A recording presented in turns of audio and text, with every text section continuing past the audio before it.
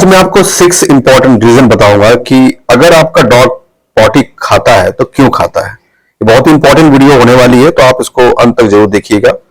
और ये वीडियो आपको मैं गारंटी देता हूं कि अगर आप इसको फॉलो करोगे तो ये जो बैड ईटिंग हैबिट है ये आप 100% सॉल्व कर सकते हैं। तो चलिए शुरू करते हैं। वेलकम फ्रेंड्स, आप सभी का स्वागत है मेरे YouTube channel dog and mate पे। मैं डॉक्टर मिश्रा। अगर अभी भी आपने मेरे चैनल को सब्सक्राइब नहीं किया तो प्लीज सब्सक्राइब करें, बेल आइकन को हिट जरूर करें जिससे आपको फ्यूचर नोटिफिकेशन मिलती रहेगी। तो चलिए शुरू करते हैं। नंबर 1 रीजन है न्यूट्रिशनल डेफिशिएंसी। कई बार क्या होता है कि डॉग जो है वो न्यूट्रिशन प्रॉपरली नहीं पा पाते हैं फूड में, इस कारण से उनको ये एहसास हो जाता है और उसको मीट आउट करने के लिए वो अपने फूड को खाते हैं। तो मेक इट श्योर कि आप उनको प्रॉपर डाइट दीजिए, बैलेंस न्यूट्रिशन मिले, जिससे उसको जो है न्यूट्रिशनल डेफिशिएंसी ना हो और ये बैड ईटिंग इंकरेज ना हो पाए। सेकंड है बिहेवियर इंस्टिंक्ट। कई बार क्या होता है कि ये जो बिहेवियर इंस्टिंक्ट होती है वो वाइल्ड एंसेस्टर से जो है वो ट्रांसमिट होती है अदर फोर्थ कमिंग जनरेशंस को।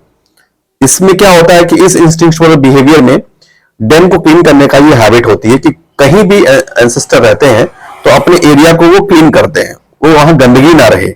अब वो झाड़ू पोछा तो हमारे जैसे लगा नहीं सकते हैं, तो वो क्या करते हैं कि वो अपनी पॉटी को जहां करेंगे वहां वो उसको खा जाएंगे, जिससे उसकी डेन जो है वो साफ रहेगी। तो ये एक बिहेवियर इंस्टिंक्ट है। हालांकि अब ये जो प्रॉब्लम है इस रीजन से अब काफी कम है, क्योंकि डॉग्स का जो डोमेस्टिकेशन है वो काफी सालों पहले हो चुका है। तो ये बिहेवियर इंस्टिंक्ट धीमे धीमे काफी खत्म हो गई है। तो ये रीजंस अब हम कह सकते हैं कि काफी कम रोल है इसका इस बिहेवियर को डेवलप करने में।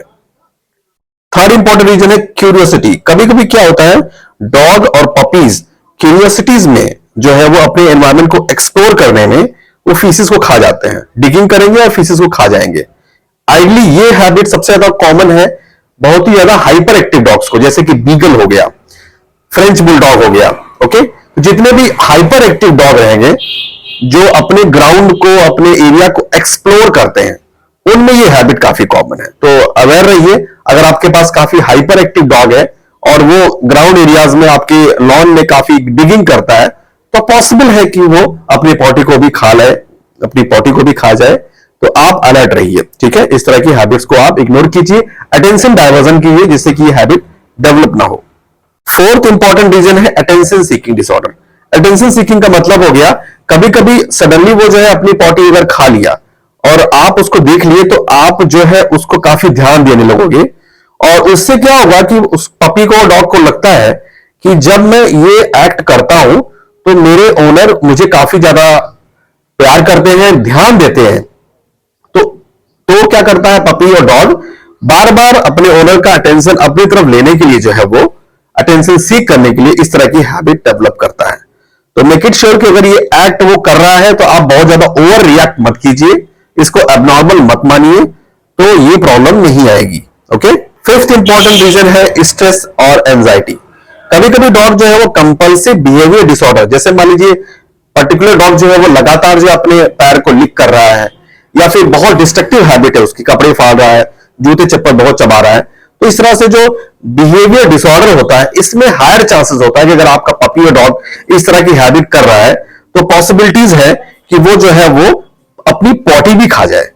तो आप अलर्ट रहिए कि जब भी आपके डॉग में इस तरह की हाइपर एक्टिव डिसऑर्डर रहता है, ऑब्सेसिव कंपल्सिव डिसऑर्डर से कहते हैं, अगर ये है तब ये पॉसिबिलिटी है कि वो अपने पॉटी को भी खा जाए। तो आप अलर्ट रहिए, उसका अटेंशन डाइवर्ट कीजिए, ध्यान दीजिए, जिससे ये हैबिट डेवलप ना हो।